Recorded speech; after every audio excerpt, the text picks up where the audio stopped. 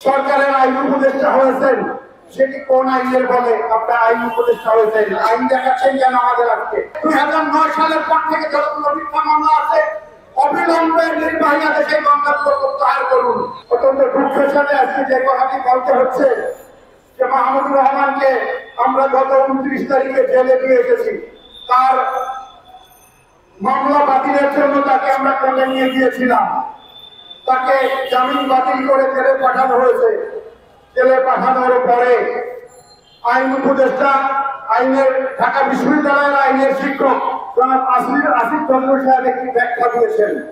আমরা আসিফ নজরুল সাহেবের কাছে একটি প্রশ্ন করতে চাই, আপনার যে সরকারের আইন উপদেষ্টা হয়েছেন, সেটি কোন আইনের বলে আপনার আইন উপদেষ্টা হয়েছেন? আইন দেখাচ্ছেন কেন আমাদের আজকে?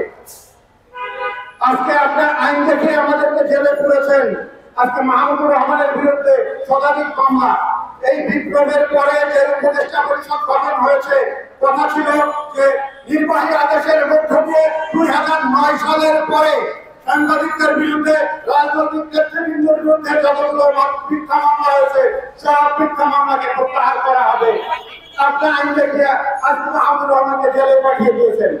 আপনি কোন আইনের বলে আজকে সরকারের ক্ষমতায় বসছেন? আজকে আইন দেখাচ্ছেন কাদেরকে? আপনি মিথ্যা মামলা মাথায় নিয়ে রুহুল আমিন গাজীকে দুনিয়া থেকে বিদায় নিয়েছে। সে 1 বছর 7 মাস কারাবরণ করেছেন এই মিথ্যা মামলায়। তিনি দেখেছেন তার মামলাটি প্রত্যাহার হয়েছে। এই সরকার ক্ষমতায় এসছে গত 7ই আগস্ট। কোথায় আজকে আমাদের সেই প্রতিশ্রুতিগুলো কোথায় গেল? আজকে আমরা তো আপনাদেরকে সহযোগিতা করতে চেয়েছিলাম, আপনারা আজকে আইন দেখিয়ে সেই ফ্যাসিবাদের দোষরদেরকে ক্ষমতায় রাখবার জন্য ষড়যন্ত্রে লিপ্ত হয়েছেন। আমরা বলতে চাই আপনাদেরকে সহযোগিতা করতে চেয়েছি। আজকে 2009 সালের পর থেকে যতগুলো মিথ্যা মামলা আছে অবিলম্বে নির্বাহী আদেশে মামলাগুলো প্রত্যাহার করুন। আজকে আমরা দেখতে পাইনি বাংলাদেশের বর্ষিয়ান সম্পাদক, বর্ষিয়ান বুদ্ধিজীবী আবুল আসাদের বিরুদ্ধে 4টি মামলা হয়েছে, তাকে 1.5 বছর জেল খাটতে হয়েছে। সেই মামলাগুলো এখনো প্রত্যাহার করা হয়নি কেন? আজকে সেই মামলাগুলো দেওয়া হয়েছে, আমরা বলতে চাই এই জায়গা থেকে অবিলম্বে আজকে 48 ঘন্টার মধ্যে আমরা 48 ঘন্টা সময় দিতে চাই। নির্বাহী আদেশের মধ্যে সবগুলো মামলা প্রত্যাহার করতে হবে।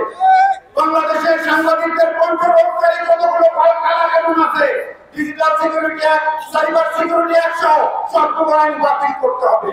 বাংলাদেশে যে গণমাধ্যমগুলো বন্ধ করে দেওয়া হয়েছিল, সেই গণমাধ্যমগুলোকে ক্ষতিপূরণ দিয়ে অবিলম্বে প্রচারণার ব্যবস্থা নিয়ে আসতে হবে।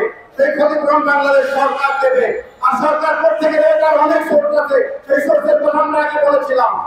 এটা যদি করতে ব্যর্থ হন, তাহলে যে প্রত্যাশা নিয়ে আপনাদেরকে ক্ষমতায় বসেছে, যে জনগণ, যে ছাত্র জনতা গণ অভ্যুত্থানের মধ্যে দিয়ে আপনাদের ক্ষমতায় বসিয়েছে, সেই ছাত্র জনতা এখনো ঘরে ফিরে যায়নি, তারা বাংলাদেশে এখনো রয়েছে। সুতরাং আইন দেখিয়ে আপনারা আইন দেখেন আমাদেরকে। খুনিকে, একজন আওয়ামী ক্যাডারের খুনিকে নির্বাহী আদেশের বলে তার খুনের মামলা প্রত্যাহার করে তাকে হাইকোর্টের বিচারক নিয়োগ করা হয়েছিল। তিনি এখনো কিভাবে বিচারক হিসেবে হাইকোর্টে থাকেন, এটা আমরা জানতে চাই। সুতরাং আসুন, আমাদের দাবি যদি অবিলম্বে বাস্তবায়ন করা না হয়, এই আন্দোলন অব্যাহত থাকবে।